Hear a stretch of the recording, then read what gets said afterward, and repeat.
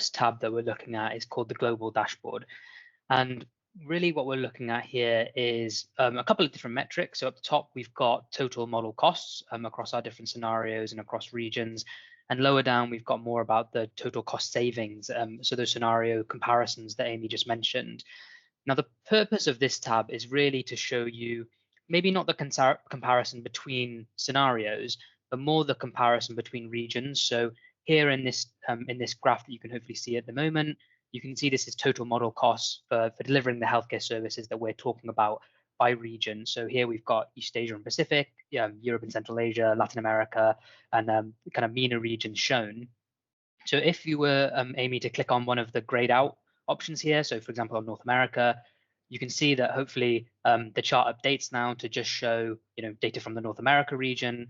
But as Amy has done now, if you click that button in that slicer, you can then add new regions as well. So you can see how North America compares against Europe and Central Asia or East Asia Pacific to look at how those model cost profiles change.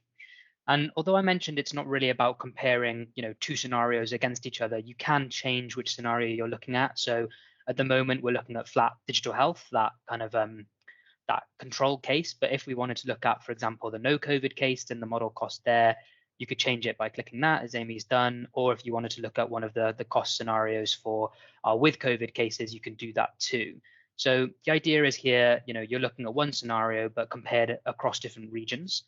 So if we scroll down, we've got those cost savings also on a per capita basis to understand, okay, well, this is the absolute value, what does it look like based on population size? And again, similar I guess, functionality to the chart above, where you can click on different regions to select and add and remove ones that you want to compare. But here we're looking at the cost savings. So instead of the 4 modeled scenarios, you can see the 2 that Amy ran through, where we're comparing the with COVID digital health impact to the control case, or comparing this digital health dividend to the no COVID case. So you can see here then the different cost savings derived from different regions that we've modeled in this forecast. So if we continue to scroll down, we actually have this now split out by just cost savings on a global scale, not by per capita. And again, further down, we break this even further into application areas. So those definitions that Amy just ran through with remote monitoring, data and analytics, virtual care, and you can see, as well as picking which region you want to focus on, you can deselect and select the application areas that you want to look at and dive into as well.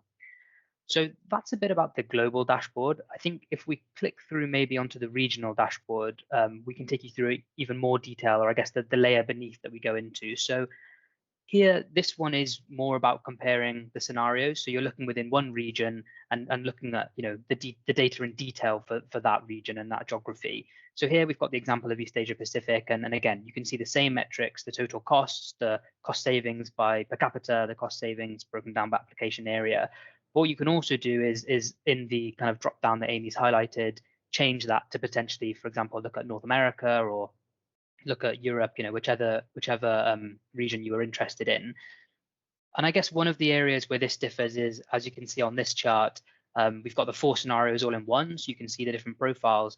But if I guess you scroll down to the bottom of the page, we actually go into another level of depth, where we have not just the cost savings split down by application area, which you can see on the charts here, but we also have them split down by those use cases, those sub use cases that Amy mentioned. And so you can see here the 5 or 6 for remote monitoring, the looking at virtual consultations in primary and secondary care, and understanding, what do those cost savings look like across those different use cases, to really get a sense of where is value being created, and potentially where do we as a telco think about focusing for digital health. So you can see that for each region.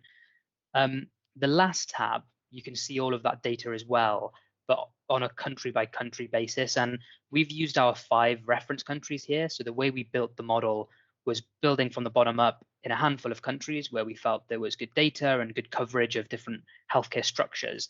And so we've presented that data here. So you can deep dive into the UK, for example, the US, Canada, India, China, And you can see then how those cost profiles, the total cost, the cost savings vary on a country by country basis. And again, showing that data at a per capita level, but also split down by application area and by use case. So hopefully, as Amy said, starting to answer some of those key questions around, what is the scale of the market, and what sort of application area should we really be thinking about and looking at.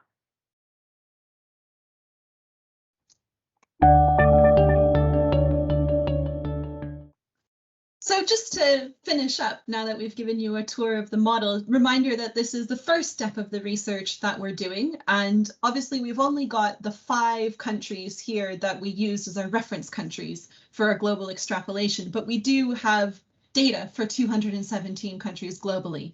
So if you're in a country that's not one of these 5, then get in touch and we can pull out that data for that specific country and have a discussion about, what it looks like in your market.